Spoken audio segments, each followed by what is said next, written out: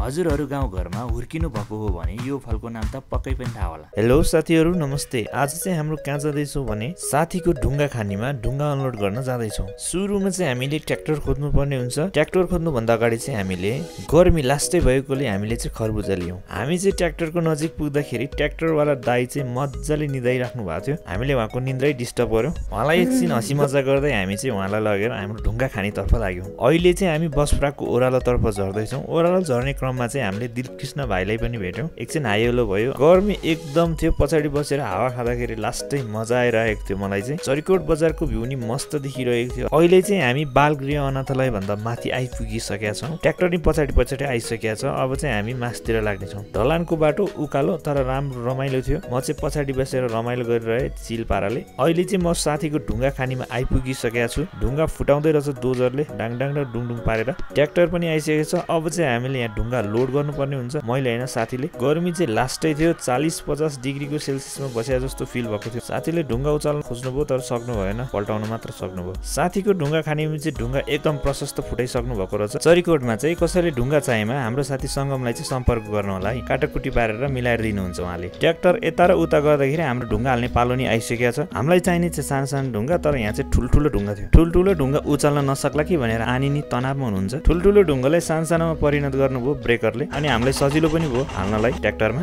गर्मी चाहिँ यति थियो कि शीतल खोज्नको लागि अहिले चाहिँ म भित्तामा आइपुगेको छु। शीतल त होइन, अलिअलि शीतल। गर्मी त असाध्यै थियो अहिले पनि। साथीहरूले ढुङ्गा हाल्दै गर्दाखेरि मैले चाहिँ आज के देखेँ भने खाएको मिठो चिज देखेँ। हजुरहरूले पनि यो चिज खानुभएको छ भने कमेन्ट गर्नु होला कस्तो लाग्छ।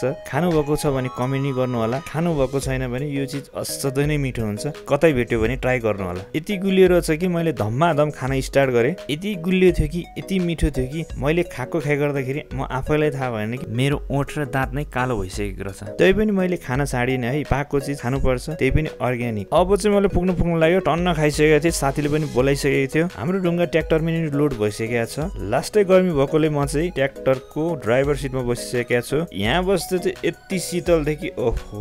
ट्र्याक्टरमा ढुङ्गा लोड भइसकेको छ। ट्र्याक्टरलाई हामीले पठायौँ। ट्र्याक्टरलाई हामीले पठाएपछि चाहिँ हामी चाहिँ फेरि दुई भाइ चाहिँ चोत्रो खान थाल्यौँ। हाम्रोतिर चाहिँ यसलाई चोत्रो भन्छ, तपाईँकोतिर चाहिँ के भन्छ कमेन्ट गर्नु होला। कस्तो रहेछ त अनि? यस्तो गुलियो यार चोत्रो हो। यो चाहिँ हाम्रो बारीमा हो क्या टला। टला यो चाहिँ उहाँको बारीमा हो टला। म नि खाँदैछु। हजुरहरूलाई पनि यो फल मनपर्छ भने चरिकोट वरिपरि जता नि पाइन्छ अहिलेको सिजनमा। अब चाहिँ हामी साथीको घरमा लाग्नेछौँ, किनभने ढुङ्गा पुग्यो कि पुगेन भने हेर्नका लागि।